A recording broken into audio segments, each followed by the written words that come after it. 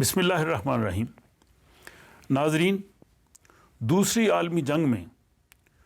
جولائی اور اگست 1943 کو روس اور جرمنی کے درمیان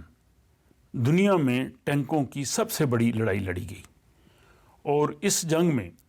روس نے جرمنی کو شکست دی۔ روس کی جو ٹینکوں کی اور فوج کی تعداد ہے وہ جرمنی سے تقریباً دگنی تھی۔ اس دنیا کی سب سے بڑی ٹینکوں کی لڑائی کے بعد دوسری ٹینکوں کی سب سے بڑی جو لڑائی ہے وہ چونڈا کے مقام پہ 1965 میں پاکستان اور بھارت کے درمیان ہوئی۔ چونڈا ضلع سیالکوٹ کا ایک مشہور اور تاریخی قصبہ ہے،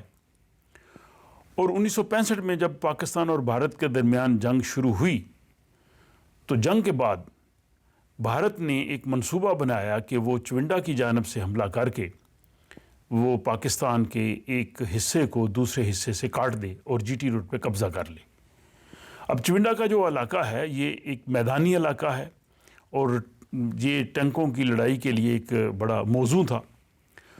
تو یہاں پہ بھارت کی جو فوج کی اور ٹینکوں کی تعداد ہے وہ پاکستان کے مقابلے میں 4 گنا زیادہ تھی۔ بھارت کے تقریباً 310 ٹینک تھے اور پاکستان کے صرف 135۔ بھارت کے جو فوجیوں کی تعداد ہے وہ یہاں پہ 50,000 کے قریب تھی، جبکہ پاکستان کے صرف 8 اور 9,000 کے قریب جو ہے وہ فوجی وہ ان کو روکنے کے لیے وہاں پہ تیار تھے۔ تو بھارت نے جب حملہ شروع کیا تو انہوں نے بین الاقوامی سرحد عبور کرتے ہوئے چونڈا کے قریب ایک پھلورا ہے قصبہ جو چونڈا کا پولیس اسٹیشن بھی ہے، 11 سپتمبر کو انہوں نے وہاں تک قبضہ کر لیا۔ اب اس کے بعد ان کی پوری کوشش تھی کہ وہ چونڈا پہ قبضہ کریں اور چونڈا ریلوے اسٹیشن جو کہ چونڈا سیالکوٹ سے نارووال کے راستے جو ریلوے ٹریک ہے اس کو وہ جو ہے وہ کاٹ دیں اور اس طرح سے وہ اپنی پیش قدمی کو آگے کریں۔ لیکن یہاں پہ پاکستانی فوج کے جو بہادر جوان ہیں اور آفیسرز ہیں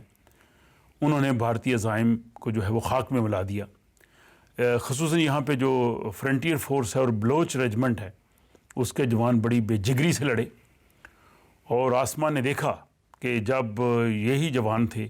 جو اپنی جان کی پرواہ نہ کرتے ہوئے مادر وطن کی حفاظت کے لیے بھارتی ٹینکوں کے سامنے لیٹ گئے، اور اس مارکے میں بھارت کے 135 کے قریب جو ہے وہ ٹینک تباہ ہوئے، جبکہ پاکستان کے صرف 40 ٹینک جو ہیں وہ کام آئے۔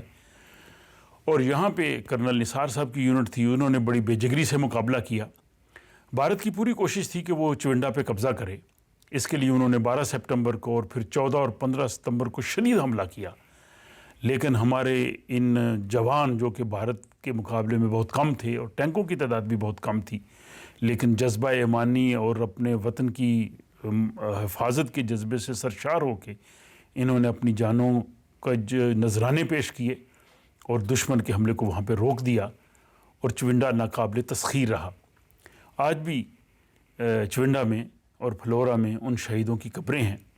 اور بعض قبریں ایسی ہیں کہ جس میں 3 4 شہیدوں کو جو ہے وہ دفن کیا گیا کیونکہ ان کے پورے جسد خاکی نہیں مل سکے تھے۔ اور بھارت کو یہاں پہ ایک شدید شکست کا سامنا کرنا پڑا،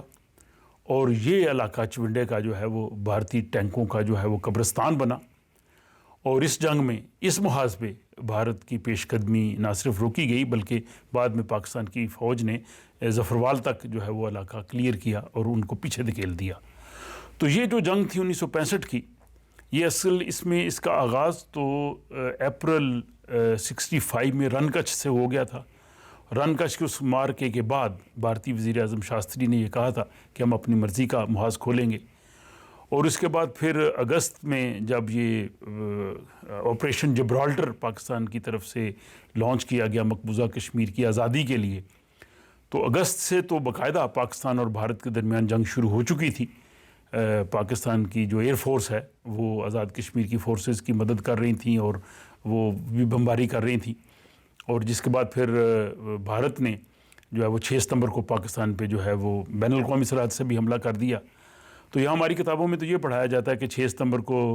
جو ہے وہ دشمن نے اچانک حملہ کر دیا۔ یہ اچانک حملہ نہیں تھا، جنگ تو پہلے شروع ہو چکی تھی اور اس کے لیے تیار ہونا چاہیے تھا کہ اگر ایک محاذ سے اگر پاکستان بھارت کی فوج پہ حملہ کرتا ہے تو وہ تو کہیں سے بھی حملہ کر سکتے ہیں، اور یہ ان کے پرائم منسٹر نے کہا بھی تھا۔ تو جنگ میں اس طرح کی جو چیزیں ہیں وہ چلتی ہیں، جیسے بھارتی اخبارات آپ دیکھیے کہ 1965 میں انہوں نے یہ سرخیاں لگائیں کہ بھارتی فوج نے لاہور پہ قبضہ کر لیا ہے، مغل پورہ ریلوے اسٹیشن کے قبضے میں آ گئے ہیں، سیالکوٹ میں پاکستانی فوجیوں نے ہتھیار ڈال دیے ہیں، بھارتی افواج جو ہے وہ ان کی پیش قدمی جاری ہے اور وہ آگے بڑھتے جا رہے ہیں۔ یہ سارا ایک جھوٹا پروپیگنڈا ہوتا ہے جو ظاہر دونوں جانب سے ہوتا ہے، لیکن بعد میں وہ حقائق سامنے آ جاتے ہیں کہ اصل حقیقت کیا ہے۔ اسی طرح جو آپریشن جبرالٹر تھا جو مقبوضہ کشمیر کی آزادی کے لیے لانچ کیا گیا، اس کی خامیاں ساری وہ سامنے آ چکی ہیں۔ نہ مقامی آبادی کو تیار کیا گیا، نہ اس آپریشن کے لیے جو ہے وہ پوری منصوبہ بندی کی گئی، بلکہ شیخ عبداللہ کا بیان بھی سامنے آیا کہ اس نے کہا کہ پاکستان یہ اگر کرنا چاہتا ہے تو مجھے کسی علاقے میں یا یورپی ملک میں جو ہے وہ لے جائے اور میں وہاں پہ جا کے اس چیز کو پولیٹیکلی موو کروں۔ اس طرح کی اور بھی بہت سی چیزیں ہیں جو اب تک سامنے آ چکی ہیں، اور یہ کشمیر کی آزادی کے لیے جن لوگوں نے یہ پلان بنایا تھا اور جب یہ ناکام ہوا پھر انہوں نے آپریشن گرینڈ سلام شروع کیا کہ بھارتی فوج کو پیچھے دھکیلا جائے، وہ یہ سارے ناکام ہوئے۔ تو یہ آپریشن بنانے والے اگر تھوڑی سی فہم و فراست سے کام لیتے تو 3 سال پہلے جب 1962 میں انڈو پاک جو ہے انڈو چائنا، ہندوستان کی چائنا سے جنگ تھی، وہ ایک سنہری موقع تھا۔ چائنا نے ایکسائی چائنا کے علاقے میں ہندوستان کی خوب پٹائی کی اور بھارت کو شکست دی۔ تو اس وقت پاکستان بھی اگر اس طرح کا آپریشن کرتا تو مقبوضہ کشمیر کی آزادی فوجی طریقے سے شاید ممکن تھی، لیکن پاکستان نے نہ صرف وہ موقع ضائع کیا بلکہ اس وقت کی جو پاکستان کی حکومت تھی انہوں نے بھارت کو دفاعی پیشکش کر دی کہ اگر برصغیر پہ کوئی حملہ کرے تو ہم آپ کے ساتھ، یہ کتنا ایک احمقانہ قسم کی وہ پالیسی تھی۔ اور 3 سال کے بعد آپ نے آپریشن جو ہے وہ یہ جبرالٹر شروع کر دیا کشمیر کی آزادی کے لیے، اور پھر جس کا جو آخری نتیجہ 10 جنوری جو ہے 1966 کو جو ہے وہ تاشقند معاہدے کی صورت میں نکلا، اور اس تاشقند معاہدے میں وہ جو ہے وہ یہی کہا گیا کہ پاکستان نے جو جنگ میں شاید کچھ مقاصد حاصل کیے تھے لیکن وہ مذاکرات کی میز پہ ہار گئے، اور وہاں پہ پھر شاستری کا جو ہارٹ اٹیک سے ڈیتھ ہو جانا، اور اس کے بعد ذوالفقار علی بھٹو واپس آئے، وہ وزیر خارجہ تھے، اور انہوں نے کہا جی کہ تاشقند میں خفیہ شکیں ہیں، تاشقند میں کشمیر کو جو ہے وہ فروخت کر دیا گیا بھارت میں، اور وہی صدر ایوب کے خلاف جو ہے مہم شروع ہوئی، اور ذوالفقار علی بھٹو بھی میدان میں آئے سیاسی طور پہ،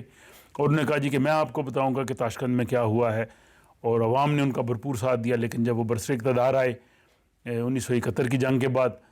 تو انہوں نے خود جو ہے وہ شملہ معاہدے میں جو سیز فائر لائن ہے اس کو لائن آف کنٹرول تسلیم کر لیا، اور انہوں نے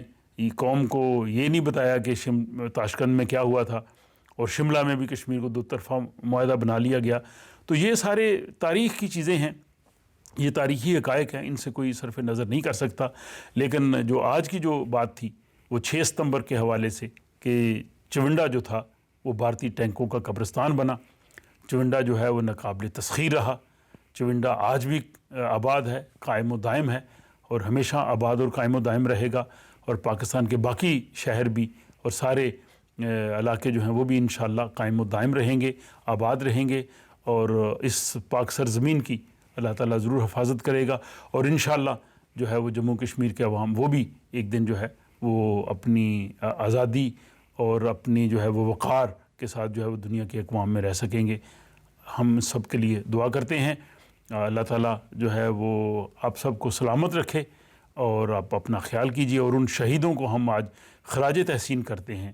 کہ جن شہیدوں کی وجہ سے جو ہے وہ اس ملک کی جغرافیائی سرحدیں جو ہیں وہ سلامت رہیں، اور جنہوں نے اپنے خونوں کا نذرانہ دے کے اس گلشن کو آگ کے شعلوں سے بچایا، اللہ تعالیٰ ان کے درجات بلند کرے اور ان کو اپنے جوار رحمت میں جگہ دے، اور ہمیں وہی جذبہ دے کہ جب بھی مادر وطن کو خون کی ضرورت پڑے یا مادر وطن کو حفاظت کی ضرورت پڑے تو ہم سب میدان میں ہوں۔ آپ اپنا بھی خیال رکھیے گا اور اپنے گرد و نواح کے لوگوں کا بھی۔ آئندہ ویڈیو تک کے لیے اجازت دیجیے، خدا حافظ۔